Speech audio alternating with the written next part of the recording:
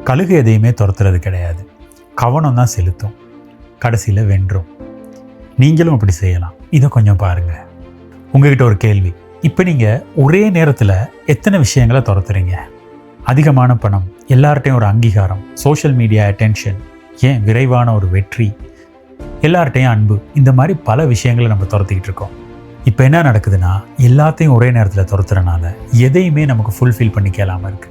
கழுகு என்ன செய்யுது? ஒரே நேரத்தில் ஒரே ஒரு விஷயத்தை தான் பார்க்கும், அதை மட்டும்தான் துரத்தும், அதை தான் பிடிக்கும். இதுதாங்க வெற்றியின் ரகசியம். கழுகிட்ட இருந்து நம்ம நிறைய படிச்சுக்கிறது. கழுகு ஏன் நம்ம எல்லாரும் பறவைகளின் ராஜா அப்படின்னு சொல்கிறோம்? புயல் அடித்தா மற்ற பறவையெல்லாம் பயந்தடித்து புயல் அடிக்கிற பக்கமே அடிச்சுக்கிட்டு ஓடும். கழுகு என்ன செய்யும்னா, புயலுக்கு எதிர் திசையில் புயலை நோக்கி பறக்கும்.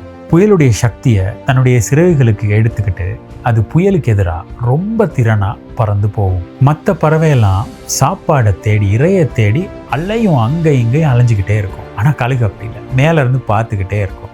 சரியாக அதுக்கு தேவையான சாப்பாடு கிடைச்சோன்னே அதை சரியாக கவ்விக்கிட்டு ஓடிடும். மற்ற பறவையெல்லாம் கூட்டமாக தான் பறக்கும், அங்கங்கேயும் பறந்துக்கிட்டே இருக்கும், நிறைய போகும், எல்லாம் கீழே தான் பறக்கும். ஆனால் கழுகு தனியாக தான் பறக்கும், ரொம்ப உயரத்தில் தான் பறக்கும். இது தனிமையின் சக்தி, கவனத்தின் வலிமை, இலக்கில் உள்ள தெளிவு, இதை தான் காட்டுது. உங்கள் இலக்கையும் நீங்கள் நிர்ணயிச்சுக்குங்க. கழுகு மாதிரி வாழணுமா? உங்களுக்கு ஒரு தெளிவான இலக்கு ஒன்று வேணும். இன்றைக்கி நீங்கள் உங்ககிட்ட கேள்வி கேட்குற நேரம் வந்தாச்சு. உங்களுடைய இலக்கு என்ன? நீங்கள் இலக்கா என்னத்தை தெரிவு செய்ய போகிறீங்க அப்படிங்கிற அந்த கேள்வி. அதுக்கு நீங்கள் சொல்ல வேண்டியது ஒரே ஒரு பதில். அந்த ஒரே ஒரு விஷயத்தை ரொம்ப தெளிவாக செலக்ட் பண்ணுங்கள். அதை நோக்கி பாருங்கள், அதை மட்டுமே தேடி பறங்க, அதை மட்டுமே நீங்கள் அடைங்க. நிச்சயமாக வெற்றி பெற முடியும். எல்லாத்தையும் துரத்தி போகாதீங்க.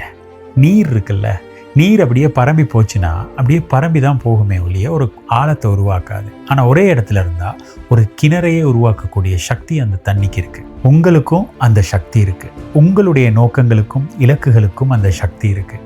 அதனால கொஞ்சம் கொஞ்சமாக போட்டாலும் பரவாயில்ல, கொஞ்சம் கொஞ்சமாக செஞ்சாலும் பரவாயில்ல, ஒரு விஷயத்தை செலக்ட் பண்ணி ரொம்ப ஆழமாக ஃபோக்கஸ் பண்ணி அதையே செய்யுங்க. அப்போ தான் அதில் நமக்கு வெத்த முடியும். Don't run after every thing. Stay com, stay focused, stay you.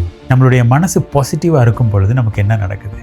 நிறைய வாய்ப்புகள் நம்மளை தேடி வரும், நிறைய நபர்கள் ஈர்க்கப்படுவாங்க, நிறைய தீர்வுகள் நமக்கு கிடைக்கும், வெற்றி நம்மளை நோக்கி பறந்து வரும். இதுவே நெகட்டிவ் மைண்ட் செட்டாக இருந்தால் வெற்றி நம்மளை விட்டு ரொம்ப தூரம் போயிடும். நிறைய நபர்கள் நம்மளை விட்டு அப்படியே விலகி தூரம் போய் சேர்ந்துருவாங்க. வாய்ப்புகள் எதுவுமே நம்மளை கிட்டாது. தீர்வுகளுக்கு பதிலாக பிரச்சனைகள் தான் நம்மளை நோக்கி வந்துக்கிட்டு இருக்கும். அதனால நேர்மறையான எண்ணத்தோட அந்த ஒரு விஷயத்தை ஃபோக்கஸ் பண்ணி செஞ்சமாக இருந்தால் வெற்றி நிச்சயமாக எங்களால் அடைய முடியும். உண்மையான வெற்றி அப்படிங்கிறது நீங்கள் மட்டும் வெத்துறது கிடையாது, இன்னொருவரையும் உங்களோடு சேர்த்து வெத்த வைக்கிறது தான். நீங்கள் மற்றவங்களையும் சேர்த்து இந்த மாதிரி உயர்த்துறப்போ நீங்கள் சிறந்த ஒரு தலைமைத்துவ பண்புடைய ஒரு நபராக மாறுறீங்க. இன்றைக்கி நீங்கள் ஒரு உறுதிமொழி எடுத்துக்கங்க. உங்களுடைய வெற்றிக்கான பாதையை நீங்கள் சரியாக தேர்வு செய்ய போகிறீங்க. உங்களுடைய இலக்கு என்ன அப்படின்னு சொல்லி, அந்த ஒரு நோக்கம் என்ன அப்படின்னு சொல்லி நீங்கள் தேர்வு செய்ய போகிறீங்க. அந்த ஒரு நோக்கத்தை நோக்கி நீங்கள் பயணிக்க போகிறீங்க, பறக்க போகிறீங்க, அதையே நீங்கள் அடைய போகிறீங்க. அதில் தான் நீங்கள் வெற்றி காண போகிறீங்க. இதுதான் உங்களுடைய உறுதிமொழியாக இருக்க போகுது. இப்போ நீங்கள் செய்ய வேண்டியது ஒன்று தான். உங்களுக்கு நிறைய விஷயங்கள் இருக்கும், இது எல்லாத்தையும் செய்யணும்னு. எல்லாத்தையும் விட்டுட்டு ஏதாவது ஒன்று நீங்கள் செலக்ட் பண்ணுங்கள். செலக்ட் பண்ணுறத என்னான்னு சொல்லி முடிவெடுங்க. முதல் ஸ்டெப்பாக கமெண்ட்டில் போடுங்க உங்களுடைய இலக்கு என்ன அப்படின்னு சொல்லிட்டு. அதை ஃபோக்கஸ் பண்ணி வேலை செய்யுங்க. உங்களோட ஃப்ரெண்டுக்கு நீங்கள் உதவ விரும்புனீங்கன்னா அவங்களுக்கு இதை ஷேர் பண்ணுங்கள். இது ஒரு நல்ல விஷயம். நீங்களும் வெற்றி பெறுறீங்க, உங்களுடைய ஃப்ரெண்டும் வெற்றி பெறுறாங்க. Good luck.